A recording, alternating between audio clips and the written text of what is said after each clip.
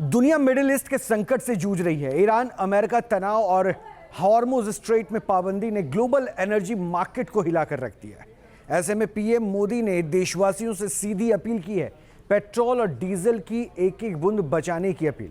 साथ ही उन्होंने देशवासियों से 1 साल तक सोना नहीं खरीदने की अपील भी की है। लेकिन आखिर पीएम ने ऐसा क्यों कहा? इस खास रिपोर्ट में हम पेट्रोलियम को लेकर पीएम मोदी की अपील की बात करेंगे। आखिर तेल के आयात पर भारत कितना खर्च करता है और आपकी छोटी सी बचत देश के लिए कितना फायदेमंद साबित हो सकती है, समझते हैं इस रिपोर्ट के जरिए।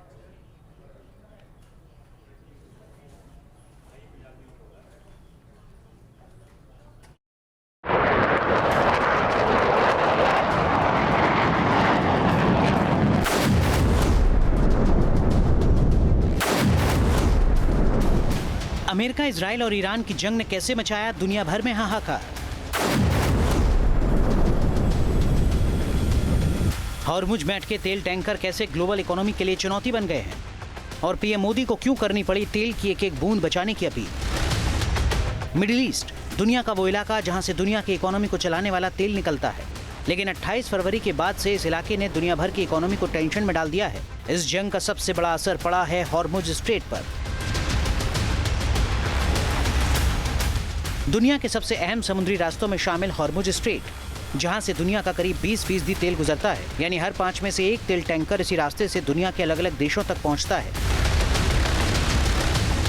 लेकिन 28 फरवरी के बाद से हॉर्मुज बंद पड़ा है।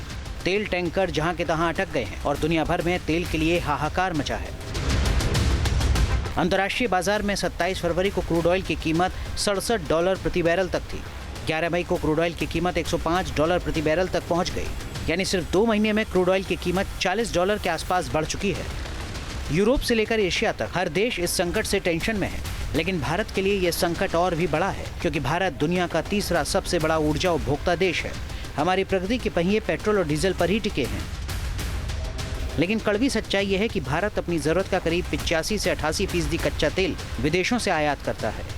वित्त वर्ष 2024-25 में भारत ने करीब 243 मिलियन मीट्रिक टन कच्चा तेल आयात किया, जिसकी कीमत $137 बिलियन यानी 12 लाख करोड़ रुपए से ज्यादा थी। कुछ अनुमानों और पीपीएसी आंकड़ों के मुताबिक पेट्रोलियम प्रोडक्ट पर कुल खर्च 15 लाख करोड़ रुपए के आसपास पहुंच गया है। क्या आप जानते हैं कि जब आप पेट्रोल पंप पर अपनी गाड़ी की टंकी फुल कराते हैं तो देश की तेल कंपनियों को कितना दर्द महसूस होता है? हॉर्मुज से पैदा हुई कच्चे तेल की आग ने भारतीय तेल कंपनियों की बैलेंस शीट को झुलसा दिया है। एक तरफ आम आदमी को महंगाई से बचाने के लिए सरकार ने कीमतें स्थिर रखी हैं, तो दूसरी तरफ इन कंपनियों को हर दिन करोड़ों नहीं बल्कि अरबों का घाटा हो रहा है। साथियों, भारत के पास बड़े बड़े तेल के कुएं नहीं है। हमें अपनी जरूरत का पेट्रोल, डीजल, गैस, ये सब बहुत बड़ी मात्रा में दुनिया के दूसरे देशों से बाहर से मंगाना पड़ता है। युद्ध की वजह से पूरी दुनिया में पेट्रोल, डीजल, गैस और फर्टिलाइजर के दाम बहुत अधिक बढ़ चुके हैं, आसमान को भी पार कर गए हैं। अड़ोस पड़ोस में देशों में क्या हाल है वो तो अखबारों में आता है। भारत सरकार इस युद्ध के पिछले 2 महीनों से देशवासियों को इस संकट से बचाने के लिए लगातार प्रयास कर रही है। नागरिकों पर बोझ न पड़े, इसके लिए सरकार सारा बोझ सरकार खुद अपने कंधे पर उठा रही है। लेकिन साथियों, जब सप्लाई चेन पर संकट लगातार बना रहे तो हम कितने भी उपाय कर लें, मुश्किलें बढ़ती ही जाती है। मई महीने में 700 करोड़ से 1700 करोड़ रुपए हर दिन। अप्रैल महीने में कुछ रिपोर्ट्स के मुताबिक 1600 करोड़ से 2400 करोड़ रुपए प्रतिदिन तक पहुंचा। मिड मार्च से अब तक तेल कंपनियां 30,000 करोड़ रुपए से ज्यादा का नुकसान उठा चुकी हैं। मार्च के बाद से कंपनियों पर 1 लाख करोड़ रुपए से ज्यादा का वित्तीय बोझ पड़ने का अनुमान है। जब जापान और ब्रिटेन जैसे देशों ने पेट्रोल डीजल की कीमतों में 30% तक बढ़ोतरी कर दी है, वहीं भारत में सरकार ने कीमतों को थामे रखा है। भारत सरकार ने आम जनता पर बोझ कम करने के लिए पेट्रोल और डीजल पर लगने वाली एक्साइज ड्यूटी में भारी कटौती की है। पेट्रोल पर ड्यूटी 13 रुपए से घटाकर 3 रुपए कर दी गई, वहीं डीजल पर 10 रुपए से घटाकर 0 कर दी गई। इस कटौती से सरकार को हर महीने करीब 14,000 करोड़ रुपए के राजस्व का नुकसान हो रहा है। गहराते हार्मुज संकट के बीच जहां एक तरफ पेट्रोल, डीजल, सीएनजी के दामों के बढ़ने का अंदेशा लगाया जा रहा है, वहीं दूसरी तरफ प्रधानमंत्री ने ये संदेश लोगों को दिया है कि आप पेट्रोल, डीजल, गैस की खपत कम से कम करें, पब्लिक ट्रांसपोर्ट का इस्तेमाल ज़्यादा से ज़्यादा करें। इसके मायने क्या हैं ये जानना जरूरी है, समझना जरूरी है। इस वक्त जो आप देख रहे हैं तमाम गाड़ियाँ वो दरअसल सीएनजी की है और यहाँ पर आप देखें तो पेट्रोल और डीजल का भी आपको जो पंप है वो दिखाई दे रहा है। मौजूदा परिस्थिति ऐसी है जैसी कभी नहीं हुई। खासतौर पे हार्मुज की बात हम करें, 1970 में भी इतने लंबे समय तक स्ट्रेट ऑफ हार्मुज बंद नहीं हुआ था। 80 से 88 तक चले इराक ईरान युद्ध के दौरान भी हार्मुज जो है वो कुछ ही दिनों के लिए बंद हुआ था और 2019 में सऊदी अरब पर हुए ड्रोन अटैक के बाद 15 दिन तक सप्लाई प्रभावित हुई थी। लेकिन अभी हालात ऐसे हैं कि लगातार हार्मुज के बंद होने से जहाँ दुनिया के तमाम देशों में दाम बढ़ चुके हैं, चाहे आप चीन की बात करें, नीदरलैंड की बात करें, नॉर्वे की बात करें, जर्मनी की बात करें, यूके में भी पेट्रोल की कीमतों में 20 से 27% तक की बढ़ोतरी हुई है, जबकि जापान, इटली, स्पेन और कोरिया में तो कीमतों में 30% या उससे भी अधिक इजाफा हुआ है। लेकिन भारत ने ये कोशिश की कि दामों में स्थिरता बनाए रखा जाए और ये इंतजार किया गया कि ये संकट खत्म हो जाएगा, लेकिन संकट खत्म होने का नाम नहीं ले रहा।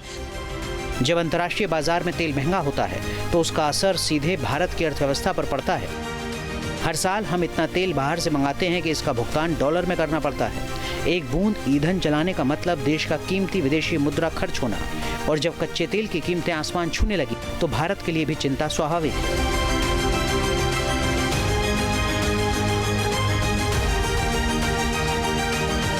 और इसी संकट से निपटने के लिए पीएम मोदी को देशवासियों से अपील करनी पड़ गई। तो सवाल ये कि खपत कैसे कम करें।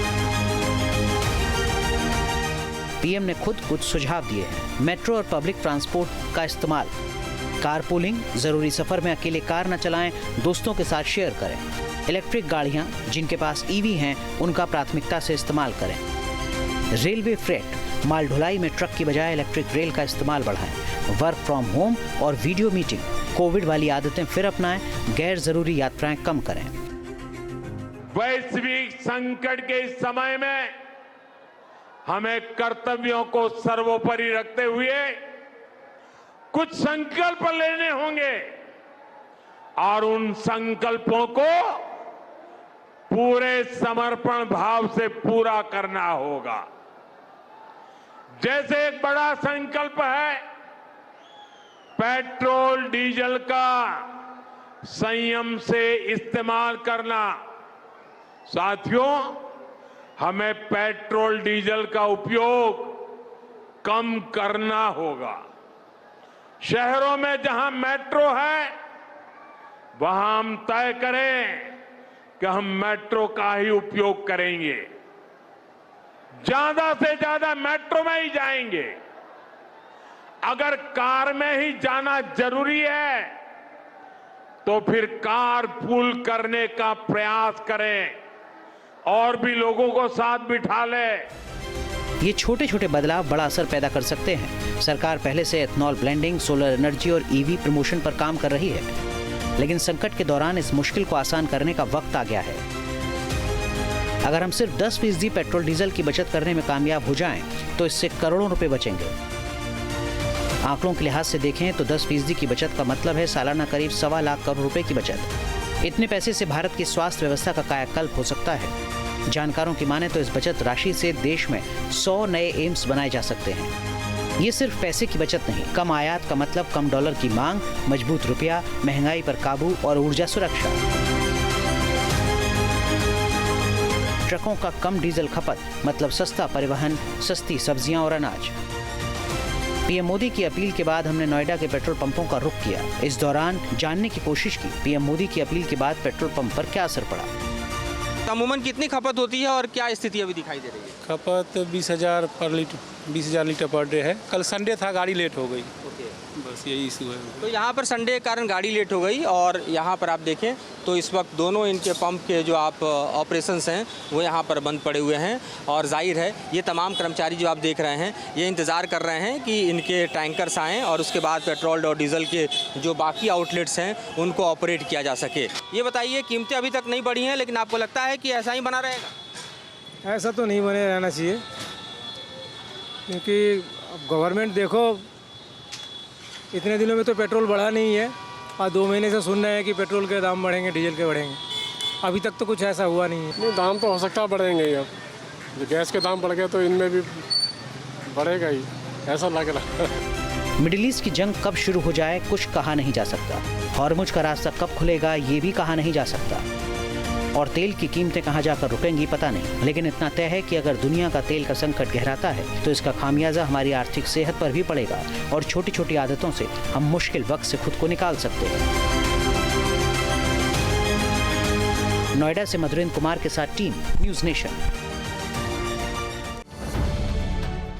अब से डीडी फ्री डिश की चैनल नंबर 57 पर देखिए न्यूज नेशन।